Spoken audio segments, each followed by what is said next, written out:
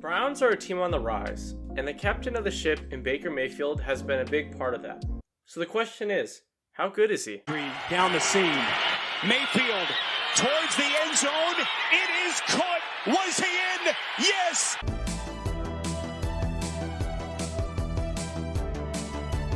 Since 2018, Baker and the Browns have continually been on the rise, from the depths of the Hugh Jackson age to the current rebirth under Genius. And in my opinion, along with the NFL, is one of the best coaches in the league, named Kevin Stefanski. The two are great together, and although they've only worked together for a year, there's definitely something there that is special to say the least. I mean, if a coach can use a practically identical unit from a 6-10 team under Freddie Kitchens and go 11-5, he is no joke. Not only did he just lead the team to an 11-5 record, but in the playoffs they beat the Steelers and barely lost to the Chiefs in one of the closest games that I've ever seen. The play. Henny rolling out, throws it! Hill! And the Chiefs are heading to the AFC Championship. Now, Kevin might be a great coach, but it's tough to be that good without a ton of talent, and that is present within an offense that is firing on all cylinders. Baker Mayfield may have struggled early in his career with some lackluster coaching, but now he is able to perform to the best of his abilities, and upon that take advantage of the talent from OBJ and Jarvis to the incredible running back core in Chubb and Hunt. All across the offense there is solid play, and along with their stellar defense that is only getting better, the Browns are a legitimate contender. Even as a rookie, Baker left an impact on the field with over 3,700 passing yards and a then-rookie record 27 touchdowns, which was funny enough broken by another star in the making in Justin Herbert. But anyways, Baker was good from the beginning. Although it was a great piece of work, his 14 interceptions were a bit of a worry. But it was not really a big issue, as even some of the best struggle in their first year as a starter. Nonetheless, early on, Baker proved that he was no joke, and although he had a great year as a rookie, it was not nearly enough on such an awful team, as they went 7-8-1 and just barely missed the playoffs. Although a so-so season, it's important to keep in mind that the previous year the team went 0-6 with Deshaun Kaiser as a starting quarterback. Dang! That's tough. So the fact that the team was even within playoff contention was a huge success for the unit, and although much better than an 0-16 record, it was the end of Hugh's time in Cleveland as he was fired. Now that a coach like Hugh was out of the picture, you would think that the team would get an up-and-coming stud type like Sean McVay, but they decided to promote an associate head coach and running backs coach in Freddie Kitchens. Although he had over a decade of NFL experience, it wasn't enough to lead the team to any success, as the unit fell apart and they went 6-10. Although he was the head coach, Freddie wasn't the only issue, and internal conflicts, along with some less than stellar play by Baker, were key reasons as to why the season was a failure. Although Baker passed for over 3,800 yards and 22 touchdowns, his 21 picks didn't help a team that was struggling on all fronts. Following such a failure of a year, Freddie was fired, and now the Browns have their third head coach in 3 years in Kevin Stefanski. Prior to his time in Cleveland, Kevin worked in the Vikings organization since 2006 as he rose the ranks to become an offensive coordinator in 2019. That year, the Vikings went 10-6 and got all the way to the divisional round against the 49ers, but sadly lost 27-10, and because of it, Kevin became one of the biggest names in head coaching free agency.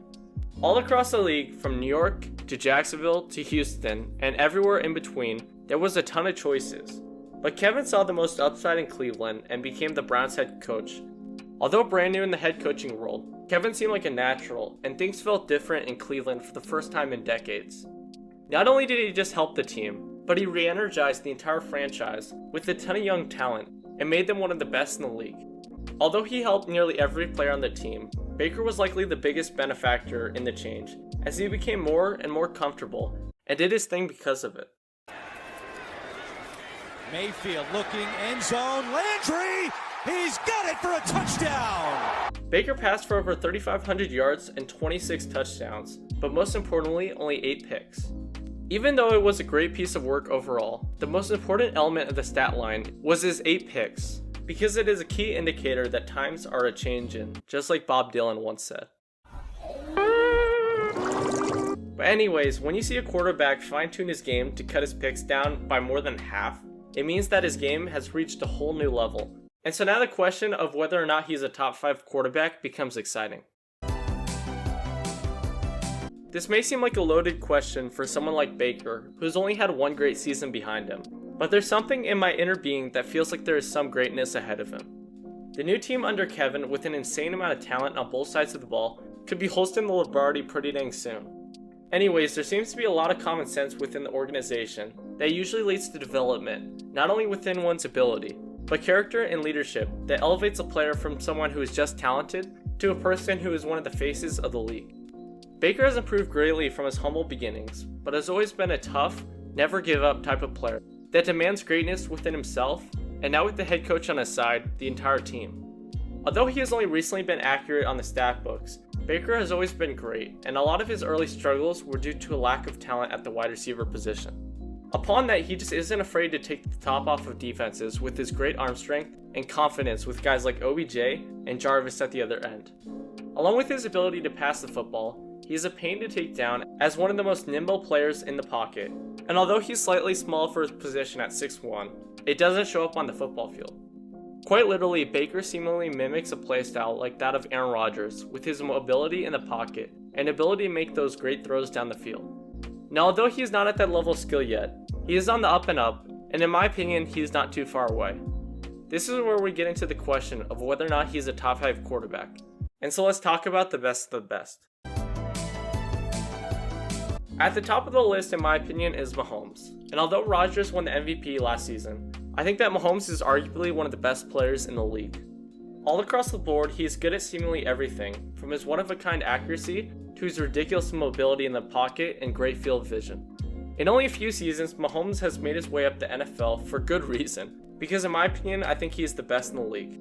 Now, I know that the Chiefs lost to the Tom Brady-led Bucs, but I think that was more of a team situation than something solely on the quarterback. Anyways, I'm sure you're not too surprised that I have Mahomes at the top of the list, but whatever.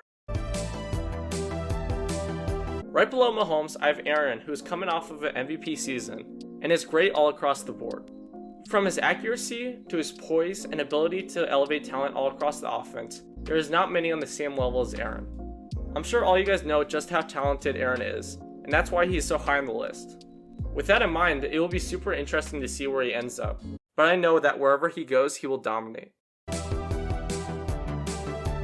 Coming off of a Super Bowl win, it's tough to argue about Tom's greatness, and he has 100% solidified himself as the best player in NFL history after winning his 7th Super Bowl. Although the best of all time, I don't think it makes him the best in the league currently, and even with the Super Bowl win, it's important to factor in all the talent around him that helps elevate his play. All in all, Brady is a phenomenal winner that can make plays when it matters. Now, there's a lot of turmoil surrounding Deshaun currently, but nonetheless, I have him high on the list because of his insane talent that has somehow gone under the radar. I mean, if Deshaun is able to get back on the field, he can make his way up the rankings. In fact, I have him on a similar level to Aaron with his accuracy, big playability, and one-of-a-kind poise in some of the most difficult situations. It's just whether or not he's able to play. So now it's time to answer the question, is Baker a top 5 quarterback? And my answer to that is sadly no. Oh, brother, this guy stinks! In front of Baker, I have Josh Allen at number 5 with his incredible athleticism, accuracy, and poise for such a young quarterback.